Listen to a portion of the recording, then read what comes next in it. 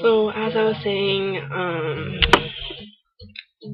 my first initial diagnosis was ALL, acute lymphoblastic leukemia, which is very common. It's like the most common form of leukemia. And then after my bone marrow biopsy, they did that to do DNA testing, see like what's going on in my blood, like why everything is like multiplying. And so, oh, I put music on, set the mood. It's probably a bit too loud. Yeah, so um they came back, like like I said, my blood count started going up, and they were surprised, and I was happy. I didn't know what it meant.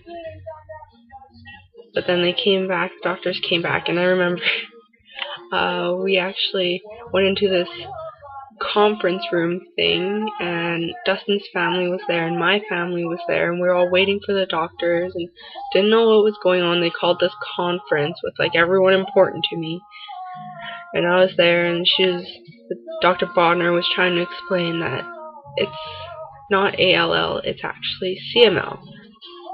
What's the difference, right? And she's like, there's virtually no difference except your blast cell count is so high that you're actually in the fourth. Is it fourth or third? I don't even know. It's my own cancer. But the last stage, the final stage, and it's called the blast phase crisis, and there's not a lot of information on it. You search it up on Wikipedia. It's like the German people in 1965 were tested or some shit like that, and there's not a strong survival rate for people in the blast phase crisis. There's almost little to no hope for those people. But that's research back then. So, like I said, they told me I was worse. And how am I supposed to deal with that? And they also told me another first for the doctors.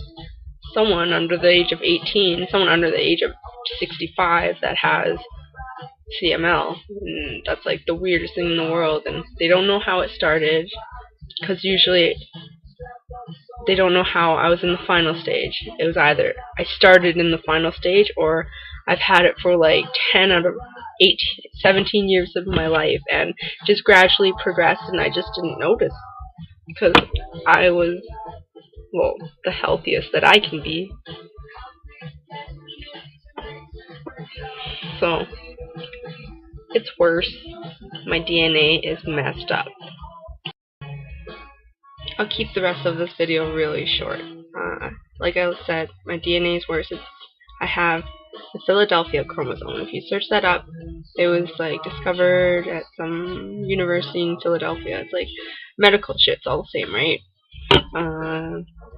My chromosomes 9 and 23 switch places, I think, and messed up my blood, messed up the DNA strands that like code for my blood, and I just start making immature blood cells. That's what leukemia is. Except mine is really rare, apparently. So this is the point where the doctors are saying that or they're telling my family, not telling me, but they're cutting my time in half. And when I found this out, I didn't even know what to say. I found out like a month ago, like I said.